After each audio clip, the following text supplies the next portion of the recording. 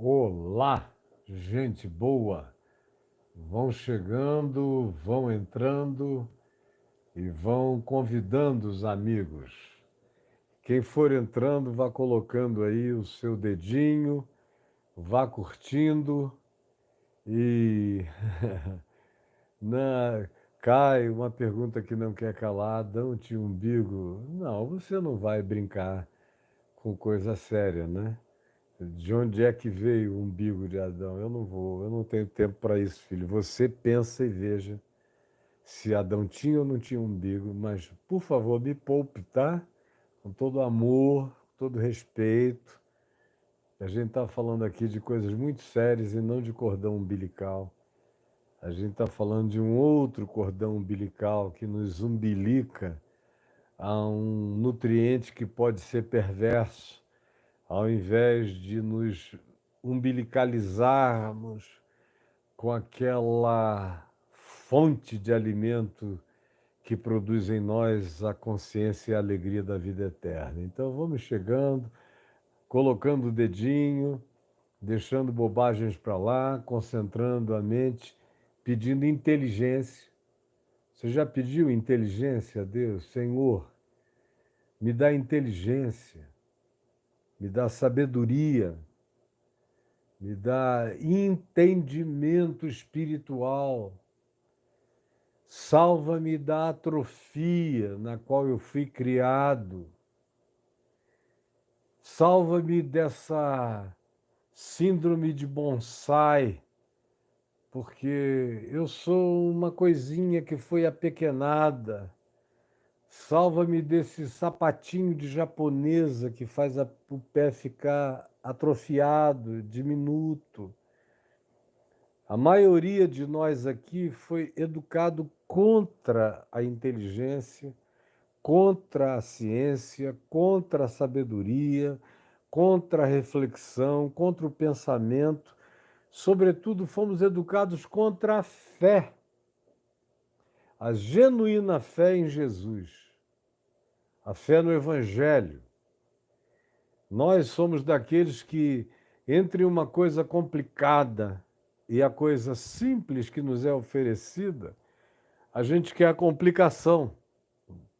É como aquela ilustração que vem lá de Naamã, na relação dele com o profeta Eliseu.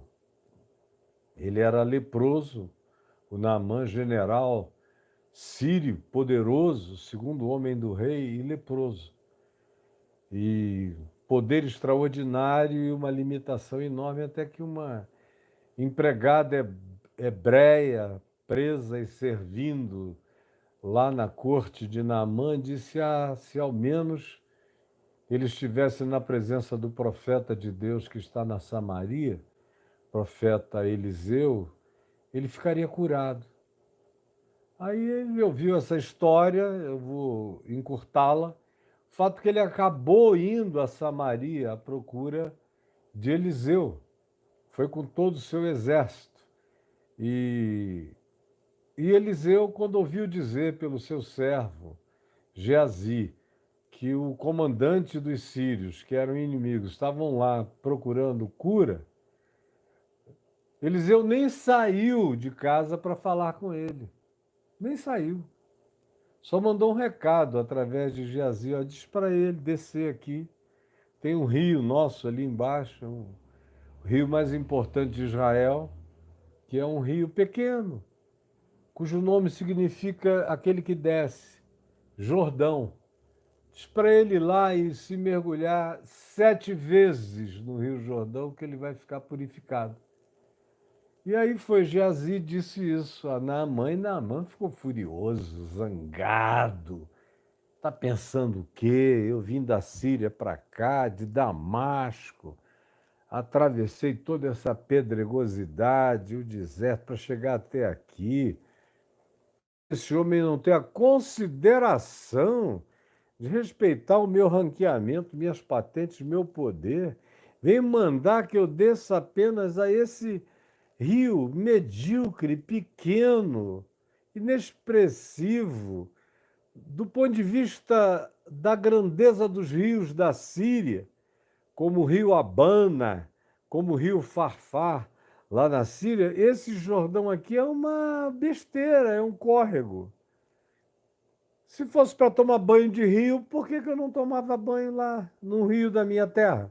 Por que que eu tinha que vir aqui para esse Jordãozinho? Não vou não, vamos voltar com ódio, com raiva. Só não fez algo pior porque a misericórdia de Deus poupou a ele, Naamã, de se meter com um profeta do Senhor tão sério e aonde as coisas não aconteciam de brincadeira. Ninguém brincava e nem deve brincar com quem de fato não está brincando de Deus na vida. E aí os soldados do exército de Naamã é que disseram a ele: que é isso? Ele não te mandou fazer nada difícil.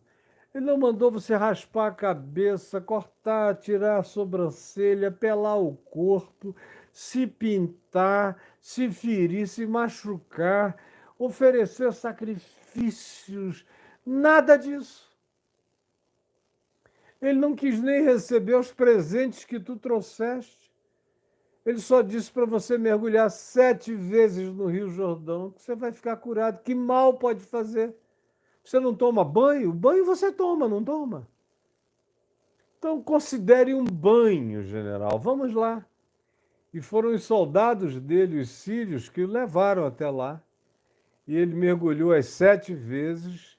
Quando saiu a 7ª vez da água, estava curado. Mas por que que eu falei isso? É porque a tendência humana é uma coisa horrorosa. A gente é capaz de buscar e de se submeter às coisas mais patéticas, mais ridículas, mais difíceis, mais sacrificiais, mais penurientas, penosas. E ao invés de fazer uma coisa simples, bebe, crê, toma posse. Ou apenas abre o coração, acolhe, ou para, silencia, ouve, pede luz e graça para entender. É tão difícil? É tão complicado? É só o que eu estou pedindo a vocês, para ficarem quietos e para pedirem sabedoria. Eu estava atendendo 2 pastores ali embaixo. Aí, quando deu 12h15, eles foram, nós oramos, eles saíram e eu subi. Cheguei aqui, não ouvi o que eu preguei na sexta-feira, nem na quinta. Eu não ouço nunca nada, nem anoto nada. Mas eu chego aqui e oro. E peço sabedoria, como eu peço desde o primeiro dia da minha experiência de fé com Jesus há 50 anos. Senhor, me dá sabedoria, me dá ciência, me dá discernimento, me dá o entendimento que excede a toda a compreensão humana. Me visita com graça, com luz, e me ajuda a transmitir com a melhor simplicidade que eu consiga. E abre o entendimento das pessoas e suas emoções, seus sentimentos, seus corações, e aquieta e silencia a alma de cada um para ouvir a tua palavra. É só isso. É só isso que eu faço. É só isso que eu peço que você faça. E se puder ficar alguns minutos sem falar bobagem, vai ser muito bom para você e para os outros. Há quem já me tenha sugerido que eu não deixe os comentários de ninguém aparecer aqui. Mas eu não quero fazer isso, eu prefiro apelar para a maturidade. Aqui e ali aparece um comentário que eu vejo assim rapidamente e que é de algum modo pertinente, mas para cada 100 tem um ou dois adequados ao que a gente está tratando. O resto é só, olha lá um balão, é uma distração, é uma infantilidade que não tem tamanho, é muita criancice. Não me admira que ninguém saiba nada, ninguém aprenda nada, todo mundo viva de recorrências e repetições, num atrofismo mental, espiritual, emocional, eterno, dado ao tempo decorrido, como diz o escritor de Hebreus. Já era para vocês terem chegado a coisas muito mais elevadas, superiores e pertinentes a essa nossa tão grande salvação. Mas não, o Adão tinha umbigo. Desculpa, gente. Não é má vontade, não. É respeito pelos outros, por mim mesmo e pela seriedade com a qual eu trago toda a minha alma para cá, para doá-la a vocês. Então, convidem alguns outros a chegarem aqui. E alguém disse ali, errais não conhecendo nem as Escrituras, nem o poder de Deus. Não precisava nem conhecer a Escritura para não fazer essa pergunta do umbigo de Adão. Só perguntar quem foi a mãe dele. Aí pronto, não tem essa pergunta. Por favor, poupe-se de idiotice, porque a idiotice idiotifica o pensamento. A prática da idiotice idiotifica o pensamento. Isto dito, chega. Vai entrando, botando o seu dedinho. É o algoritmo que gosta disso, eu não dou a mínima. Eu só quero que você preste atenção. E você acolha no coração e você se disponha a praticar. Se não entender tudo o que eu estou dizendo, é para isso que está gravado aí. Para você ouvir 10 vezes, 20 vezes, se você quiser, até entender. Porque no dia que você entende, você se desabestalha, se desaboba. O Evangelho desidiotifica a gente. O Evangelho pode nos dar uma inteligência superior. O Evangelho fomenta em nós a lógica espiritual que está para além de todo entendimento, que assambarca tudo e que te dá um coração elevado e uma língua de eruditos para todos os dias abençoar uma quantidade enorme de pessoas. Tenha essa ambição, que seja esse o seu desejo de prosperidade, que seja espiritual, de compreensão, de entendimento, de maturidade, de paz, de fortalecimento. É isso que Jesus veio e prometeu e faz, e eu sei que faz, porque faz em mim. Eu não sou melhor do que ninguém aqui, qualquer um que não queira se abraçar com o pau de sebo da idiotice, terá a capacidade de subir, de crescer, de se elevar, de ir adiante, sem escalada. É natural. Basta acolher que você vai ascendendo todo dia em Cristo Jesus, o nosso Senhor. Olha só, no nosso último encontro na sexta-feira passada, eu falei também esse tempinho aqui, já nada são 14 minutos que eu vou descontar, para dar tempo de vocês irem entrando. A gente não tem mais a vinheta, o aviso, por enquanto. Daqui a pouco vai ter tudo como era antes e até melhor. Mas, por enquanto, eu falo um pouco para dar tempo das pessoas chegarem. Mas vamos lá. Na sexta-feira eu falei respondi de maneira bem rápida, superficial, em 1h10, a pergunta: de onde vem o mal? Quem criou o mal? Que é uma pergunta que eu ouço a minha vida inteira, que eu já respondo desde garoto no Evangelho, estou respondendo, do mesmo modo que eu respondo hoje.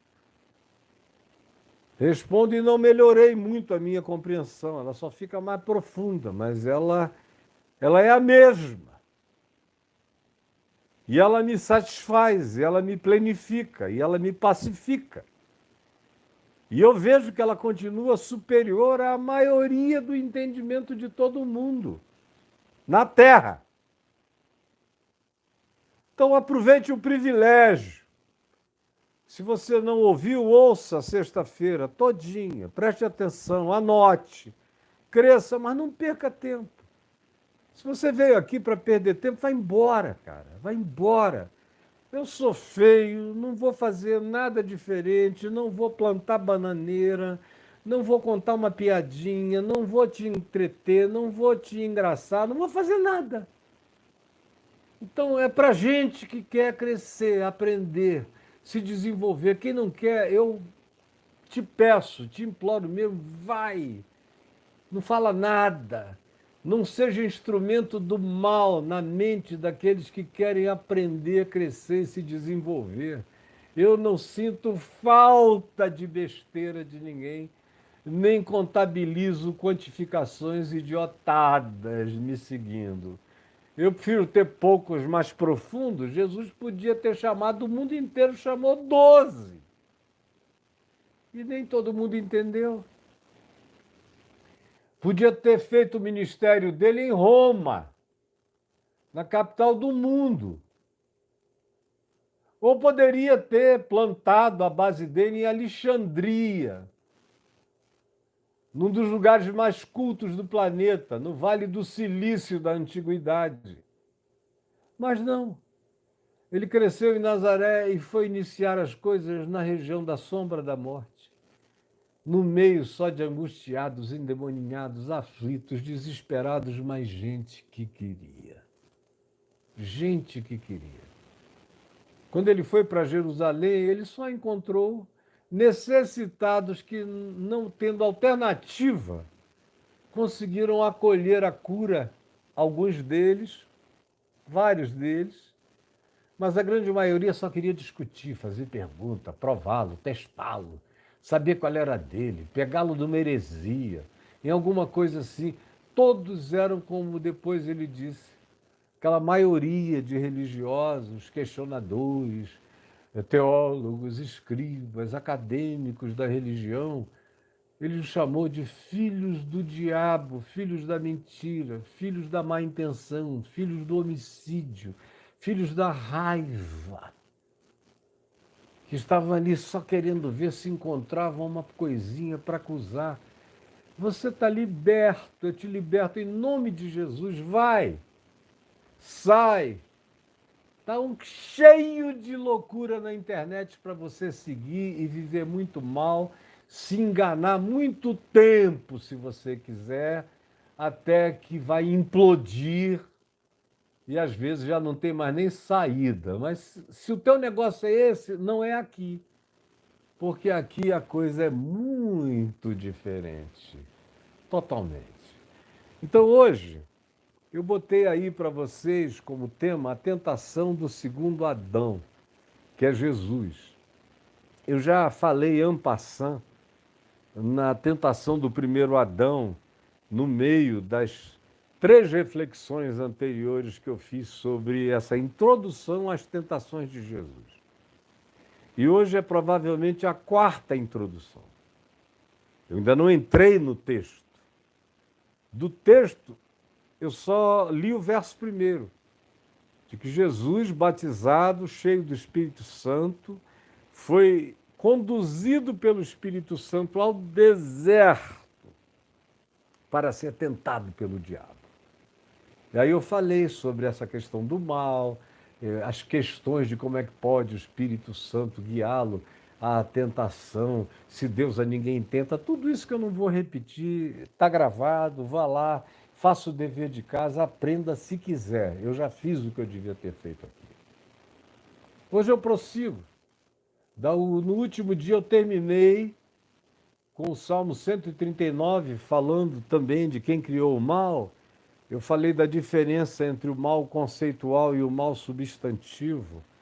O mal com L, o mal com U, o mal que designa um conceito maligno, ruim, perverso, e o mal que substantiva, que realiza, que encarna, que dá concreção à maldade e que passa a ser objeto de escolha da mente, passa a ser uma determinação, uma inclinação acolhida de perversidade no coração. Aí eu disse que o mal conceitual é anterior a qualquer mal substantivo no universo. O Senhor Deus diz lá em Isaías 45, 7, eu faço a luz, eu crio as trevas. Eu faço o bem e eu crio o mal. Conceitual, que acontece como antítese do fato de que Deus é absolutamente bom e amor. Aonde há algo absolutamente bom e amor, concretamente bom e amor, não só um conceito, mas a realidade do Deus que é amor, nasce o conceito antitético do mal conceitual, mas que precisa, para se tornar algo real e concreto, ser substantivado por alguma criatura consciente, lúcida, inteligente e pessoal. Aí a gente falou um pouco sobre o querubim da guarda, um pouquinho desses arquétipos da maldade substantiva que a gente encontra em Gênesis 3, a gente encontra em poucas alusões do Velho Testamento, explícitas com o nome de Satanás, mas você encontra. Você encontra na invasão dos Benai Elohim, dos vigilantes lá em Gênesis 6, que possuíram as filhas dos homens. É um negócio tão demoníaco que Jesus alude a isso de maneira intercorrente, sem a menção direta, mas você vê o espírito daquela ocorrência nos tratos de Jesus, você vê abundantemente em Paulo, você vê na segunda epístola de Pedro, que é um resumo sintético do livro de Enoque, citado por Judas, irmão de Jesus, que também faz uma síntese do livro de Enoque, dessa invasão maligna de seres que poluíram a terra, que geraram hibridizações perversas em toda a criação, em razão do que o mundo antigo foi sepultado com as suas supercivilizações, moderníssimas e avançadas, algumas até mais avançadas do que a nossa, chegou a ser ainda, e o dilúvio zerou. Mas não zerou o mal, porque começando da Arca de Noé, o mal estava dentro da Arca de Noé. Quando eles chegaram do lado, passado o dilúvio, no Monte Ararat, a arca pousada, Noé plantou uma vinha, e vinhas não crescem de uma semana para outra, demoram anos. Para uma vinha dar fruto, a ponto de você espremer num lagar e fazer vinho, beber um vinho com teor alcoólico e ficar embriagado, como foi o caso de Noé, lá no Monte Ararat, aí o mal passou por cima das águas, dentro da arca de Noé, no coração de Noé, da família de Noé. Eram todos 8 pecadores que também careciam da glória de Deus. Não tinha ninguém santíssimo ali. E ainda tinha um filho, chamado Cão, que desrespeitou e abusou do pai de uma maneira horrível, indizível, desnecessariamente indescritível. Eu não vou nem descrever a natureza do abuso que ele praticou contra o pai dele, que estava nu, de bumbum para cima, bêbado, jogado ali, largado, e ele foi e abusou do pai. O pecado atravessou dentro da arca. Como você vê a descendência dos nefilins, os zemumins, os zeboins, os enaquins, vários dos descendentes mencionados dos nefilins anteriores ao dilúvio, passaram para o lado de cá. É uma outra discussão que eu só vou tratar na área 51 do Evangelho, quando eu começar esse curso, para quem se inscrever. Aqui não é o caso, e aqui a infantilidade é grande demais para a gente tratar desse assunto. Mas, pois bem, o mal passou, viajou dentro da arca e fora da arca. Até porque a arca de Noé não foi o único meio de salvação na antiguidade. Você tem mais de 1.500 culturas em volta da Terra tão antigas quanto a cultura que Noé deflagrou a partir do Monte Ararat, que contam exatamente a mesma história, com algumas variações aqui na América do Sul, na América Central, na Mesoamérica, na América do Norte, no Oriente Médio, no Japão, na China. Cada vez mais são descobertas estruturas de cidades megalíticas extraordinariamente grandes, com estruturas piramidais enormes embaixo d'água, do Oceano Índico, do Mar do Japão, do Mediterrâneo, no Atlântico, nas Bermudas, no Pacífico. É só estudar que você vai vendo que o nosso Noé é o nosso Noé, é o Noé semita, e é o Noé que dá sequência a essa continuidade que a gente tem como privilégio de leitura aqui na Escritura. Privilégio de leitura. Porque é tudo verdade. Tudo verdade. Eu creio na veracidade de todas as descrições bíblicas. Eu creio. Creio.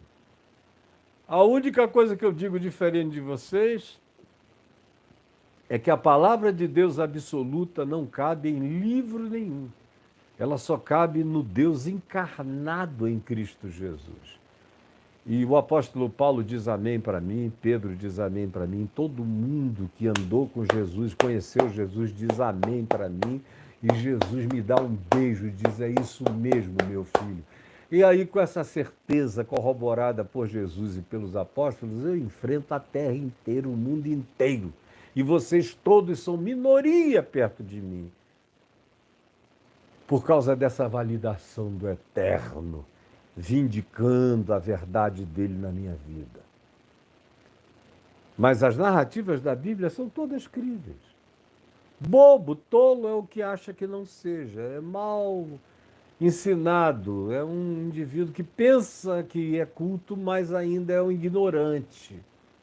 No entanto, voltando ao nosso tema que é real e é importante, eu terminei na sexta-feira citando o Salmo 139. Salmo 139. É quando ele diz, porque se eu subo aos céus, lá estás. Se eu faço a minha cama no mais profundo abismo, lá estás também. Se eu tomo as asas da alvorada e me detenho nos confins da terra, ainda lá me haverá de guiar a tua mão e a tua destra me susterá. Se eu digo às trevas, com efeito me encobrirão, e a luz ao redor de mim se fará noite. E aí eu concluí, até as próprias trevas não te serão escuras, pois para ti as trevas e a luz são a mesma coisa. Aí eu disse tchau, tchau, beijinho, até terça que vem, estamos nós aqui. E a questão que vem depois disso, já que a gente sabe do mal conceitual, do mal substantivo, dos seus diversos desenvolvimentos, não é um protagonista só, são milhares de protagonistas da encarnação substantiva da malignidade, são milhões, a ponto de Jesus dizer, vós sois diabo, nos dias dele. E do apóstolo João, na primeira epístola dele, dizer, filhinhos, muitos anticristos têm saído do nosso meio, eles cultuavam com a gente, eles estavam entre nós, eles eram dos nossos, mas eles não eram de Cristo. Anticristos aqui entre nós, do nosso culto, para todo lado. Essa substanciação, essa concreção do mal está presente para todo lado.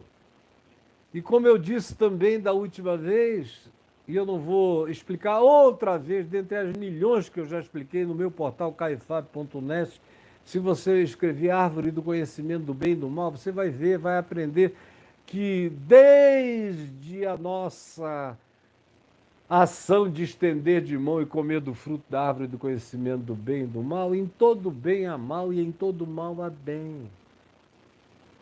Em todo bem há mal e em todo mal há bem, na prática das criaturas.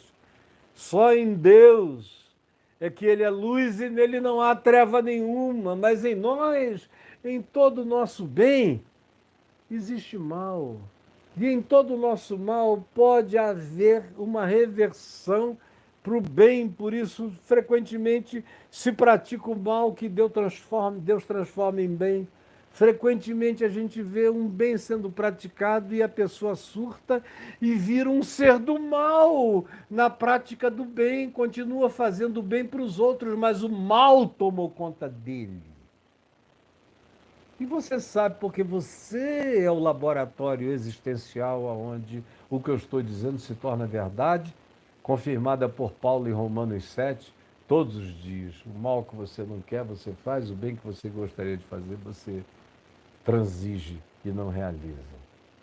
Só que a gente, até aqui, falando de seres humanos e do mal, trazendo esse substantivo para a experiência do primeiro Adão e de nós que somos descendentes dele e da sua mulher, chegamos, dando um salto de milhares de anos, ao segundo Adão, que do ponto de vista histórico, habitou entre nós cheio de graça e de verdade há 2000 anos, na pessoa, na encarnação de Jesus, o Cristo.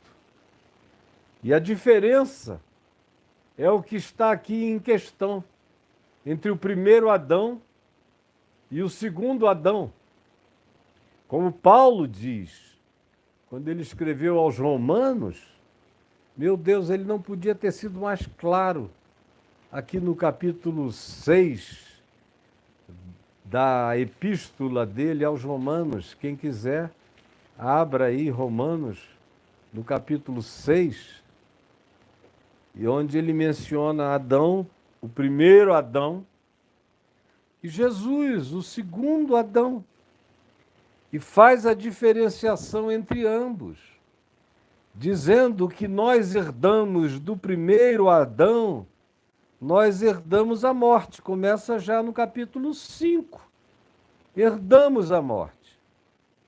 Foi a ofensa, verso 15 do capítulo 5 diz, não é assim o dom gratuito como a ofensa, porque se pela ofensa de um só, Adão, morreram muitos, muito mais a graça de Deus, muito mais pela graça de Deus e o dom pela graça, pelo favor imerecido de um só homem, a saber, Jesus, o Cristo, essa graça foi abundante sobre muitos. Se o pecado de Adão matou e destruiu, e é inegável, olha para a história humana, olhe para a sua própria vida, olhe para a sua ambivalência, a sua ambiguidade, sua perversidade latente e escondida, seja honesto. De um outro lado, se em Adão nós somos herdeiros de toda essa mazela, Paulo diz em Cristo nós somos herdeiros de algo superior. Porque se em Adão esse mal nos atingiu a todos, em Cristo, o segundo Adão, essa graça infinitamente maior do que a sentença da condenação. O dom, entretanto, não é como no caso em que somente um pecou e todos foram contaminados, porque o julgamento derivou de uma só ofensa inicial, original, primal, para a condenação de muitos, de todos. Mas a graça, que não tem nada a ver com isso, que vem de Jesus e não do pecado do primeiro Adão, a graça transcorre da ofensa de muitos, da ofensa de todos, para a justificação realizada pelo ato de um só, Cristo Jesus. Se pela ofensa de um foi Adão, e por meio de um só, ele próprio, reinou a morte. E você não tem a menor dúvida, teu pai não morreu, a tua mãe, o teu avô e todo mundo para trás, e você também vai. Reinou a morte. Pela ofensa de um só reinou a morte. Aí Paulo diz: muito mais agora os que recebem a abundância da graça e o dom da justiça justificadora pela fé no que Jesus fez na cruz, consumou, pagou tudo e não deixou nada sem ser pago. Muito mais agora reinarão em vida, por meio de um só, por meio de Jesus, aqueles que nele creem, como Paulo viria dizer depois, escrevendo aos Coríntios na segunda epístola. E repete isso várias vezes, quando ele diz que o amor de Cristo nos constrange, julgando nós isto. Um único Jesus morreu por todos. Logo, todos morreram. Para quê? Para que aqueles que agora vivem por essa fé não vivam mais para si mesmos, para os seus caprichos e instintos predatórios, não vivam mais para si mesmos, nem para substantivar nenhum mal, nem para adular nenhum mal conceitual ou substantivo, não vivam mais para si mesmos, mas para aquele que por eles, um só, no único ato de justificação na cruz, um só, que por eles morreu e que por eles ressuscitou.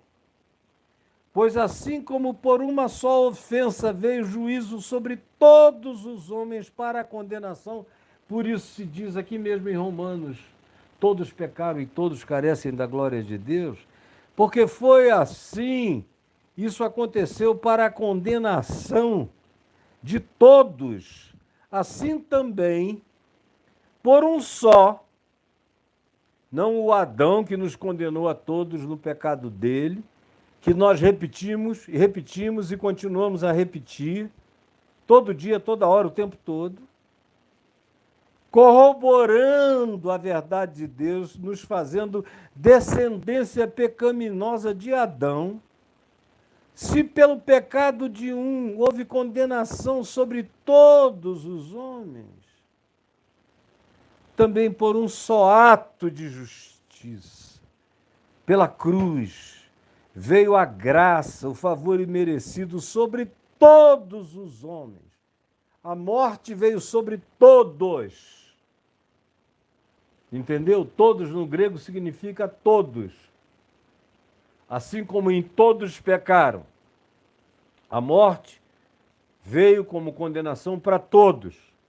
E a graça veio como justificação, como justiça que veste o ser humano totalmente desvestido de justiça divina para se apresentar em paz diante de si mesmo, diante de Deus e diante do próximo, por um só ato de justiça de Cristo, de Jesus, veio a graça sobre todos os homens para a justificação que dá vida. Como disse o apóstolo João, filhinhos meus, primeira epístola, capítulo 2, verso 1, filhinhos meus, não pequeis, mas se todavia alguém pecar, tendes advogado junto ao Pai, Jesus Cristo justo. Ele é a cobertura, a propiciação pelos nossos pecados e não somente pelos nossos próprios, mas ainda pelos do mundo inteiro. Como Paulo disse escrevendo a Tito, ele, Jesus, é o Salvador de todos os homens, especialmente dos fiéis. Isso está repetido diversas vezes aqui, vocês é que não querem enxergar o que está dito. Porque pela desobediência de um só homem, Adão, muitos se tornaram pecadores. Muitos aqui significa todos, porque quem não pecou? Se todos pecaram e todos carecem da glória de Deus, é um muito de uma superlativa que cobre toda a existência da humanidade, porque, como pela desobediência de um só, muitos se tornaram pecadores, alguns incuráveis de tanta perversidade, assim também por meio da obediência de um só. Jesus obedeceu a Deus por mim. Jesus se santificou por mim. Jesus viveu o Evangelho por mim. Jesus é o prazer de Deus no meu lugar. Jesus é o absoluto de toda a alegria divina em completude que também é atribuída a mim, que me reconhecendo pecador, absorvo e digo, eu creio que eu morri no pecado de Adão, mas eu creio que eu recebi justiça e vida eterna e perdão absoluto e glória e honra e herança em Cristo Jesus eternamente. Amém. Porque como pela desobediência de um só muitos se tornaram pecadores, assim também por meio da obediência de um só muitos se tornaram santos, justos e andam em irrepreensibilidade, ainda que sejam pecadores, mas eles estão santificados para poderem aprender a viver em santidade. Estão perdoados unilateralmente para poderem, perdoados, viver uma vida de perdão. A fim de que, como o pecado reinou pela morte, assim também reinasse agora a graça pela justiça para a vida eterna, mediante Jesus, o nosso Senhor.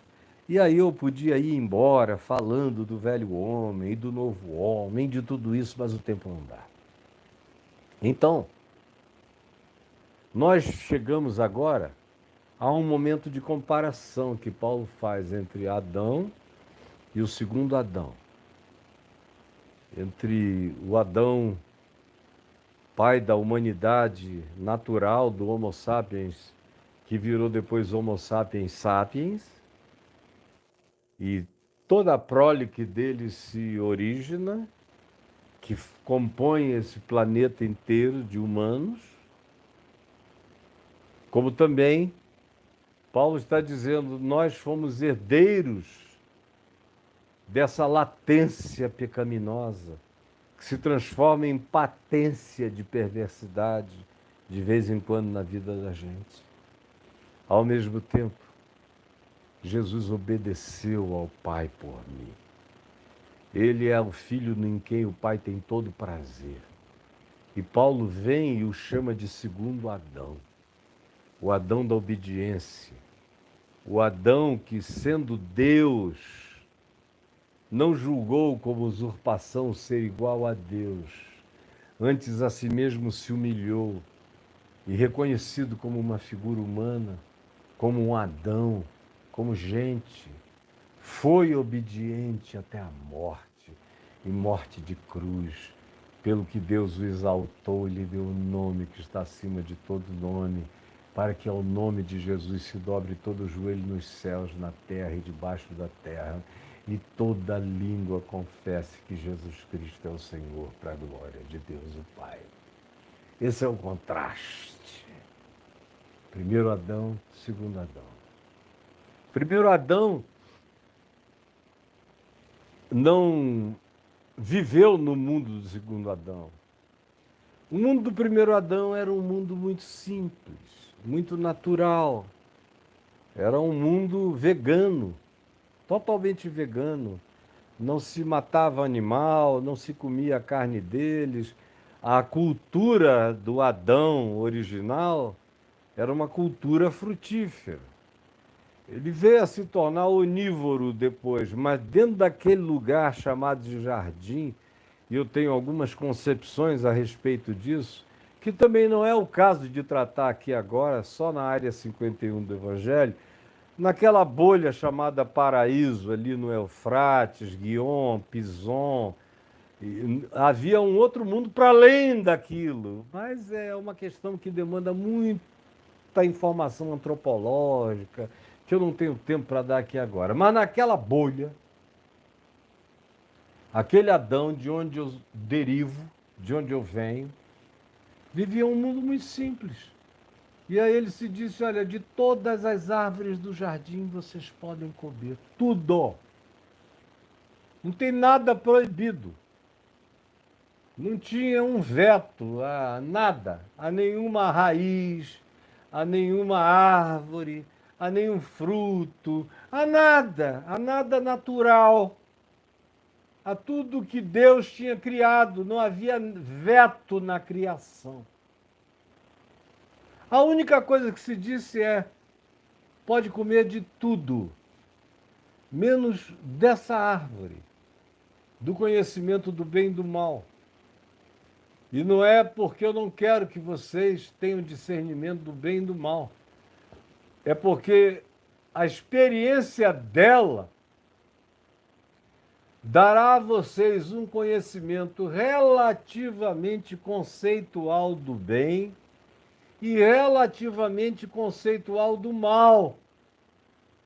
Mas colocará em vocês uma impotência profunda em relação a conhecerem o bem e não conseguirem praticá-lo inteiramente, totalmente, desde a subjetividade até as mais exteriores objetividades, como Paulo diz em Romanos 7, outra vez.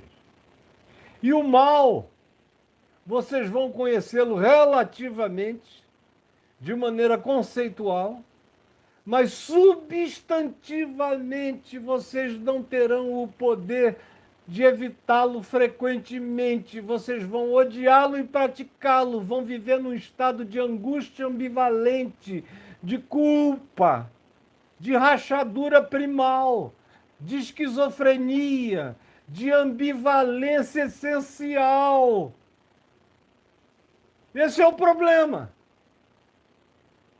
Aí veio uma vozinha que já estava contaminada, não pelo mal conceitual, mas já tinha substantivado o mal real, e que é aqui em Gênesis 3 chamada de serpente, a mais sagaz de todas, a mais inteligente, isso e aquilo e tal. Uma linguagem naturalmente figurada e simbólica para designar essa presença satânica, essa presença tentadora e mentirosa. Porque diz que é isso. Ele falou isso, né? Ele falou isso. Meu Deus, Deus tem cada uma.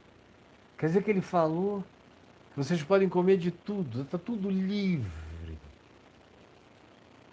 Exceto aquilo que ele diz que pode fazer mal a vocês, que pode jogar vocês num estado de relatividade total. É mentira de Deus. Desculpa, ele é poderoso, ele tem recursos inimagináveis, impensáveis, mas ele é ciumento, ele é invejoso. Eu sei porque eu já sofri inveja dele com a minha astúcia. Ele já ficou com raiva de mim, já me baniu, a mim e a outros. E ele está fazendo a mesma arapuca para vocês, dando essa aparência de liberdade, mas ele não dá para vocês o conhecimento inteiro. O pulo do gato ele guarda para ele, porque ele não quer que vocês se emancipem. Ele quer manter vocês num estado infantilóide, abobalhado, idiotado, num naturalismo tolo. Não é nada disso. Ele só proibiu por uma razão. Ele sabe. Olha só, ele sabe que no dia que vocês comerem, vocês puserem isso na boca, os olhos de vocês vão se abrir e vocês vão se tornar como Deus. Vocês vão virar deuses. Esse é o problema de Deus. Deus não quer Deus nenhum além dele. E quando eu vi que a minha glória era enorme, que o meu poder era imenso, que ele tinha me dado o poder de criar mundos e mundos, criaturas e criações e fenômenos, um poder extraordinário. Ele ficou com ciúme de mim. Ele não é bom como vocês imaginam. Aí eu comecei a mostrar a minha glória para ele ver que ele podia ser anterior, mas ele tinha um igual, que ele nunca mais seria sozinho no poder dele, nem na glória dele. Eu mostrei-lhe a minha. Sou uma criatura com muita honra, com muito amor, com muito orgulho e com muita coragem de enfrentar qualquer um, até o Criador. Ele sabe. E ele não gosta de gente que sabe. É por isso que ele proibiu vocês de comerem desse fruto, porque ele sabe que no dia em que vocês comerem, os olhos de vocês vão se abrir e vocês vão ser deuses, vão conhecer todo o bem, todo o mal que ele reserva para ele como direito e condição excepcional. Mas por trás de toda essa bondade tem ciúme, tem inveja, tem competição de Deus. Que é isso? Ele só está impedindo o crescimento de vocês. Que tolice! Comam! O resto foi só deixar o tempo, a confabulação mental,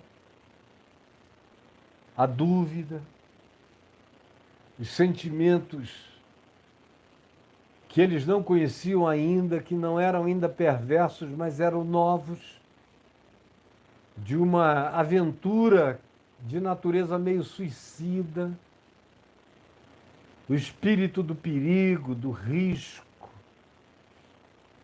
da tentação a Deus, começou a tomar conta do coração deles, até que chega aquela hora, que a gente não sabe quanto tempo passou, pode não ter sido nada tão rápido. Chega, todavia, o dia, a hora, o momento, em que a mulher diz: olha, é linda demais, olha para ela. Aí, no meio de tanta coisa linda na criação, tanta coisa provavelmente muito mais bonita, se a gente usar apenas a figuração arquetípica da árvore do conhecimento do bem e do mal para ilustrar o que estamos dizendo, deveria haver frutas e frutos e alimentos extraordinariamente mais lindos, mais bonitos, mais apetitosos, mais saborosos, mais gostosos, mais chocantes.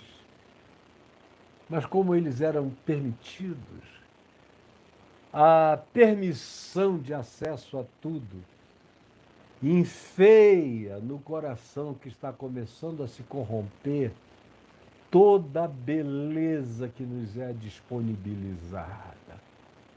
E a gente fica tomado de um tesão tarado, exclusivamente naquela única coisa que nos disseram de maneira superior, que em sendo utilizada, usada, ingerida, apropriada, nos mataria, porque nos daria um conhecimento do bem sem poder para realizá-lo, e conhecimento do mal sem a força suficiente para rejeitá-lo. E quando conseguimos rejeitar nas exterioridades comportamentais, não conseguimos lidar a contento com isso tudo no interior e na subjetividade do capricho, no desejo, na lascívia, na arrogância, na posse, na soberba, no senso de egoísmo proprietário de todas as coisas. E aí a mulher olhou, falou: é linda demais. Olha só, meu marido, que coisa mais bonita, mais gostosa. Tem uma cara suculenta, saborosa. Isso deve ser gostoso. E ainda tem esse poder de produzir uma alteração cognitiva na gente, que vai nos elevar nos saberes. Nós vamos, no mínimo, ficar tão inteligentes quanto a serpente, no mínimo. Tão astutos, quanto os mais astutos do cosmos. Por que a gente tem que aceitar esse primário divino se a gente pode ser professor de Deus? Se a gente pode concorrer com Ele na vida? Se a gente pode ser a medida de nós mesmos? Se a gente pode ser o ente determinante das nossas próprias vontades, mesmo que elas sejam contra tudo o que nos disseram que não deveria ser feito, nós somos livres para transgredir e pronto. Vamos provar. Como a serpente disse, pode ser só maldade divina, inveja divina, ele sabe que vocês vão crescer. E ele não quer ninguém. Ele não quer concorrência. Parece até o diálogo final no filme Advogado do Diabo, do advogado Milton, interpretado pelo Al Pacino, e o jovem, o pequeno Adão, interpretado pelo Keanu Reeves. Aquele diálogo é fabuloso e pega esses elementos de Gênesis 3 e dá uma ampliada e uma aplicada neles no cotidiano das escolhas de poder humano no planeta Terra, hoje e agora. Mas a mesma coisa lá do Éden se repete todo dia, se repete todo dia. Por isso é que Paulo disse que nós não só pecamos no pecado de Adão, preste atenção, você que já estava aí com a abobrinha na cabeça, então eu sou um coitadinho porque Adão pecou e eu sou um pecador. Não, meu filhinho, se enxerga, filhinha. Você não só pecou em Adão, e eu também, mas Paulo diz que eu também pequei à semelhança do pecado de Adão. Eu sou Adão. Eu não só herdei heranças de perversidade, mas eu mesmo ampliei, multipliquei, de modo que o Adão original do Gênesis é um bobinho perto dos Adões da nossa geração. Olha onde Adão chegou, com capacidade de abrir o átomo, de explodir o mundo 100 vezes o planeta, de explodir Marte. Daqui a uns poucos anos, de explodir o Sol, de pulverizar a Lua, de fazer coisas inimagináveis, impensáveis, de fazer download do cérebro para computadores que mantenham a tua memória para sempre e as tuas lógicas idiotadas para sempre. Ou seja, no máximo, os Adões contemporâneos conseguem prolongar a vida, conseguem vampirizar a existência, dar uma certa imortalidade. É a promessa contemporânea, mas vida eterna, jamais. Porque vida eterna não é a quantidade de anos que alguém vive, é a qualidade existencial que se experimenta mesmo quando se morre. Por isso é que Jesus disse: eu sou a ressurreição e a vida. Aquele que crê em mim, ainda que morra na carne, viverá. E aquele que vive crendo em mim, pode morrer à vontade, porque não morrerá eternamente. Já passou da morte para a vida. É um conceito que o Elon Musk não vai entender nunca, a menos que o Espírito Santo lhe quebrante o coração. Mas você e eu somos extensão daquele Adão original. Pecamos no pecado dele e pecamos à semelhança do pecado dele todos os dias, de maneira cada vez maior, mais sofisticada, mais calamitosa, mais apocalíptica, mais extensa, mais devastadora, mais luciferiana. Eu e você. E aí vem e Paulo introduz esse segundo Adão. No primeiro Adão, a morte reina e mata a todos, destrói a todos, mas no segundo Adão, no ato de justiça, na vida de justiça dele, ele justificou todos os homens.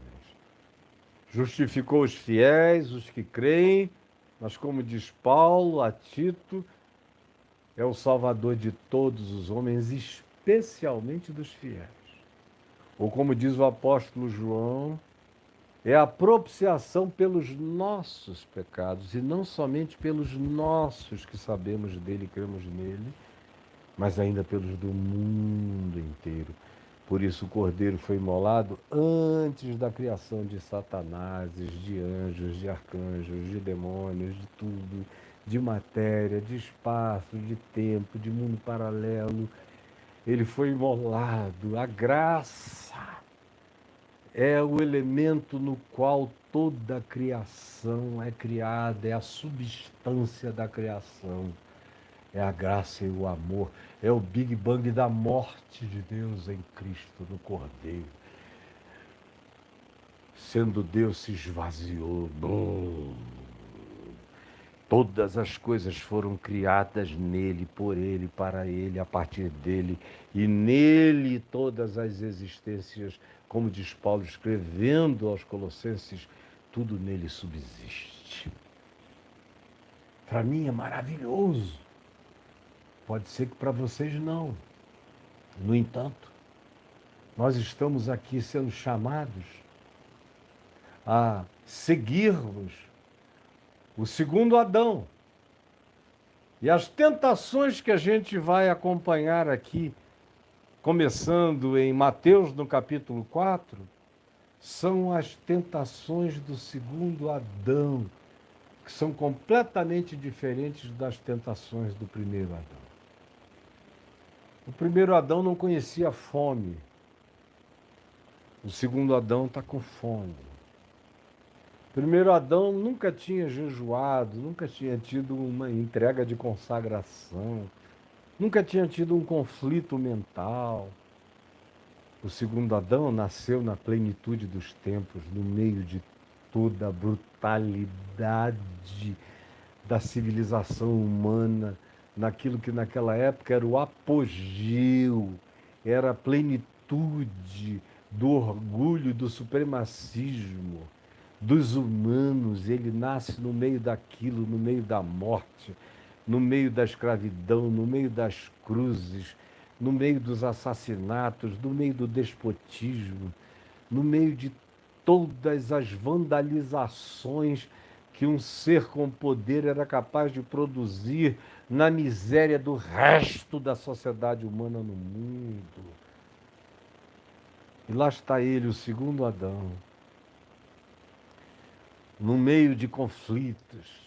O primeiro Adão nasceu numa relação direta com o Pai, sem religião, sem culto, sem rito, sem nada.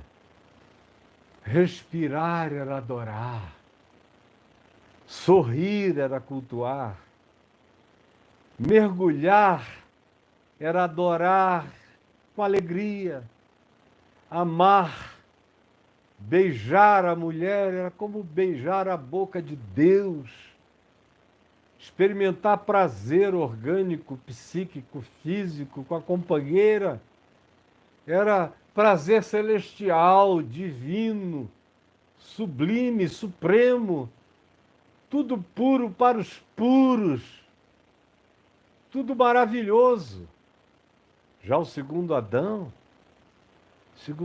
nasce no mundo das pedras, das condenações, das tábuas da lei, das proibições, dos julgamentos, das superioridades religiosas, das explorações, das barganhas, das mentiras inventadas em nome de Deus, escritas em nome de Deus e decoradas em nome de Deus.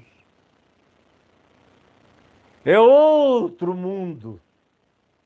São outras tentações de uma natureza infinitamente mais profunda. e que eu nem entrarei nelas agora para não estragar a descrição delas, porque nós vamos passar dias em cada uma delas. Entendam que eu estou tentando apenas pavimentar minimamente um caminho de compreensão, porque a maioria de nós nunca entendeu nada de tentação. Só para eu concluir, porque já tem 1h05, eu quero dizer o que é tentação para você. A maioria de vocês não sabe nem o que é tentação. Como um pastor agora me disse ali embaixo, a esposa dele, ele me disse, a minha esposa entrou num cinema pela primeira vez, já casada comigo, porque antes era pecado. E entrou com culpa. E a gente ainda tinha que ver que filme podia ver.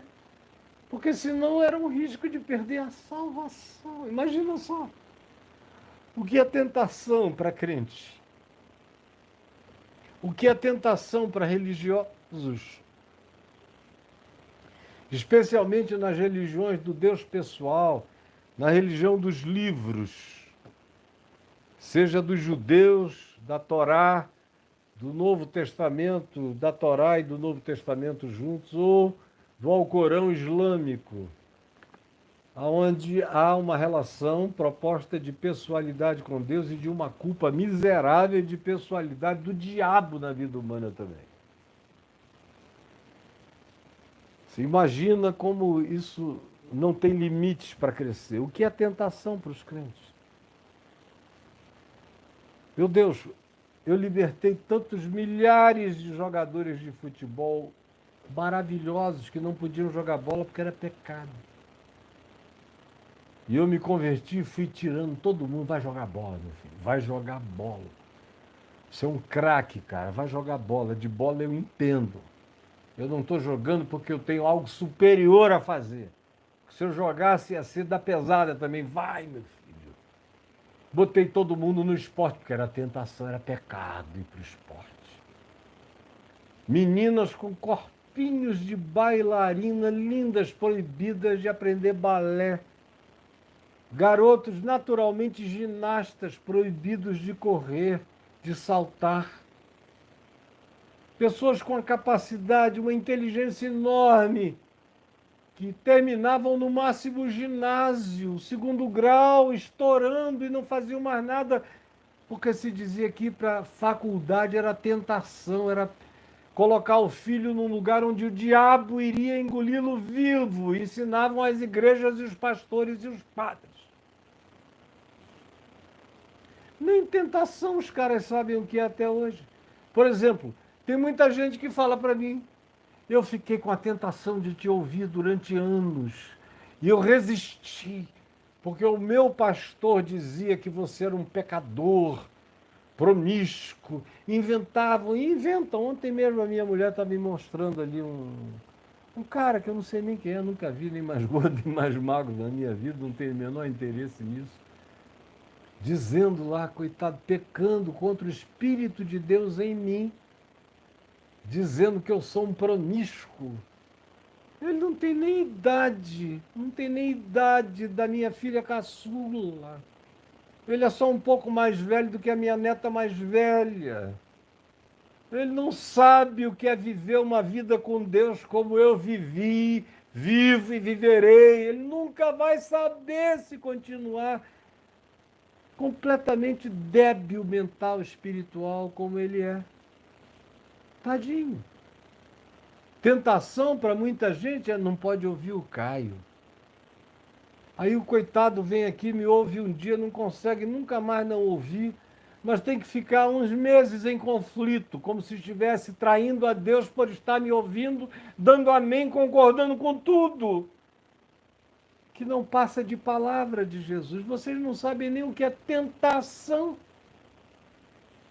Há alguns meses atrás, tentação era votar num candidato da esquerda.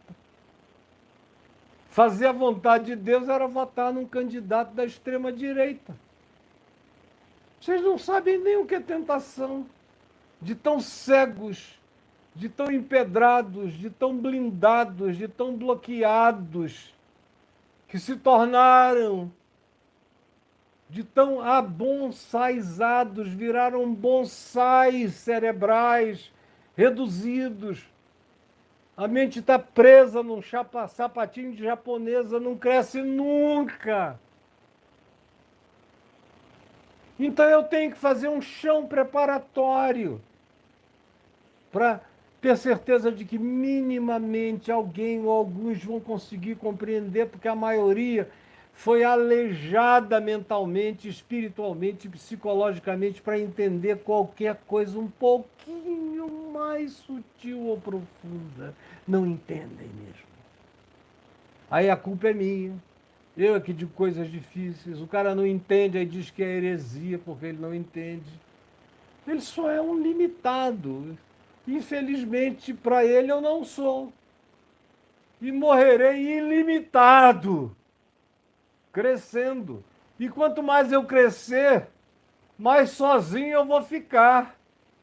Mas não é porque eu vou ficar sozinho, quanto mais eu cresça, que eu vou desistir de crescer.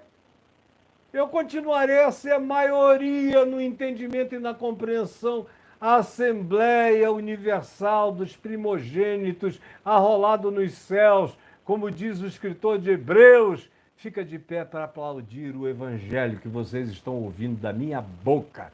E os demônios calam, e o diabo disrupte. E disso eu tenho certeza absoluta. Amanhã nós vamos pegar o segundo Adão, Jesus. E vamos começar por essas 3 primeiras tentações do segundo Adão. Transforma a pedra em pães. Pula do pináculo do templo. Fica de joelhos, se submete a mim e tu terás todos os poderes concebíveis na existência, no mundo. E muitas outras tentações que não estão nessa sequência de 3, mas que eu vou apresentar a cada um de vocês. Eu aguardo todos no dia de amanhã.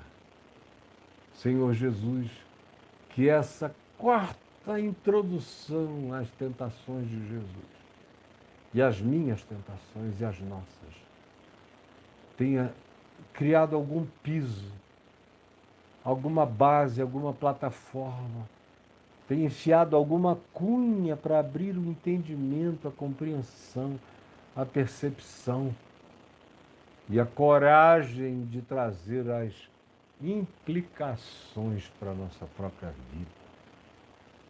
Para que, conscientes de nós mesmos em Ti, cresçamos indefinidamente no Evangelho, segundo a nossa vocação, que é para nos tornarmos conforme a imagem do Filho de Deus. Portanto, esquecendo todas as bobagens e as lavagens cerebrais que nos foram impostas, eu te imploro que haja aqui gente o bastante que deseje prosseguir para o alvo, para o prêmio da soberana vocação de Deus, para ser herdeiro de Deus em Cristo Jesus. Não por causa do que nós conseguimos metendo a mão na fruta, no fruto, mas por causa da nossa rendição e entrega a Ele, que é a nossa vida, que é o nosso pão, que é a nossa água, que é a nossa provisão, que é a nossa alegria, que é a nossa eternidade, que é o nosso tesouro, que é o nosso bem eterno, sublime e supremo. Muito obrigado. Em nome de Jesus. Amém, amém. Aguardo todo mundo amanhã, 13h. Ninguém saia daqui sem botar o dedinho aí no like, só por causa do algoritmo. Se você chegou aqui e ainda não é inscrito neste canal, se inscreva e aperte o sininho. Faça isso sem medo de ser feliz. O resto é engano maligno, querendo afastar você do verdadeiro Evangelho de Cristo Jesus. Disso eu digo com absoluta convicção. E cadê os satanases com coragem de ficar cara a cara comigo? Cadê? Não vi nenhum até o dia de hoje. Eles falam de mim pelas costas, porque na minha frente a graça de Deus é poderosa para atropelar. É, porque as armas, como disse Paulo, e eu digo com ele, da minha milícia, não são carnais, não são AR-15. Elas são poderosas em Deus e capazes de destruir fortalezas e anular sofismas e mentiras. É por isso que nenhum desses diabos querem vir me enfrentar, porque eles sabem que o Evangelho em mim os trituraria na mentira. Em nome de Jesus. Fique com Jesus. Fique com Deus.